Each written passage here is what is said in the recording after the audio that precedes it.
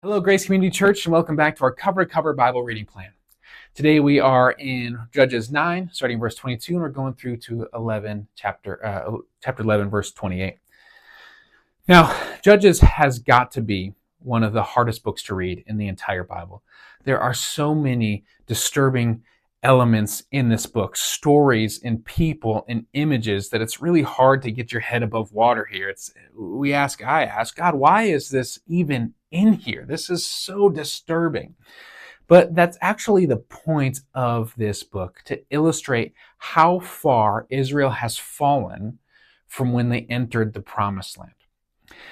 Now, if you remember in Deuteronomy and Leviticus, that God told Israelites, I am sending you into Canaan because they have been wicked. They have done horrible things, and they have brought so much blood guilt on the land and religious prostitution and abuse that they need to be judged. And you are my instrument of judgment over them. And in Deuteronomy 28, he says, if you become like the Canaanites, there are these curses that I will bring upon you. And so we see that they have not done what God has said. And so they are becoming much like the Canaanites, and we see the curses that they are experiencing even now in this section. So what we see is in our reading is Abimelech is kind of one of the figureheads of how depraved they have become. He kills his 70 brothers yesterday, and he is ruling over Israel. He is distinguished. He's not a judge. He's a ruler. He's a tyrannical maniac who's ruled over Israel for 3 years. But God sends a spirit in verse 23 to bring conflict between him and Shechem. And so Abimelech and Shechem are fighting against each other, and we see that he is at the tower of Shechem, and this woman throws a rock down and hits him in the head, breaks his skull. And that's actually kind of poetic justice that God brings upon Abimelech. Abimelech killed his 70 brothers on a stone, and he gets killed by a stone. Now, another thing I want to bring your attention to is in chapter 10. Chapter 10, verse 6, it says that the Israelites served Baal, Ashtoreth, the gods of Aram, Sidon, Moab, Ammon, and Philistia. Now, that is 7 ways that Israel has abandoned God. They have not served Yahweh. They have served 7 other things, and the number 7 means completeness. And so what we see here is that these 7 ways that Israel has abandoned God shows that they are completely deprived, that they are completely separating themselves from God like they were the Canaanites. And we see that God, because of that, God isn't willing to come to their aid.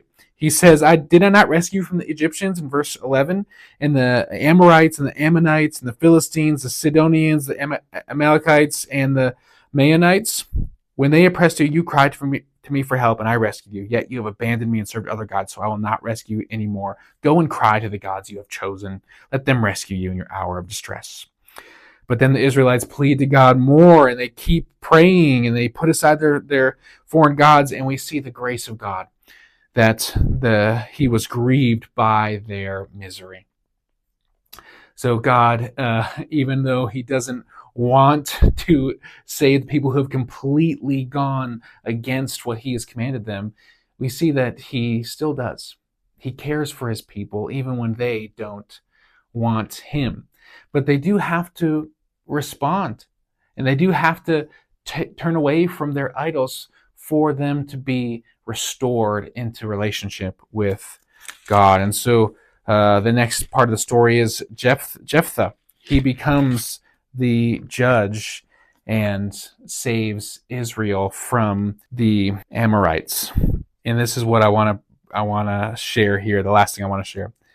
He's talking to the Amorites, and he says, "You keep whatever your god Chemosh gives you, and we will keep whatever the Lord our God gives us." Now, that is an incredible amount of faith for someone who we will see tomorrow doesn't really understand who God is. He understands that where he is only because of God. And so for us, when you're reading Judges, you'll look at this and you'll say, where do I see, what do I apply in my life from this reading? And I got to tell you, it's really difficult to read this and say, well, I'm going to apply that. But what we can do is we can see, how depraved am I? Have I let the world come so much into my life that I am not recognizable as being a disciple? If someone looked at me and the way I lived, whether I was at home or I was at dinner, would they say, man, that guy loves Jesus? That's a challenge for us, because I think the answer for many of us would be, I don't know if that would be their first response. We want to be people known as following the Lord Jesus. So that's the challenge that we have after this reading.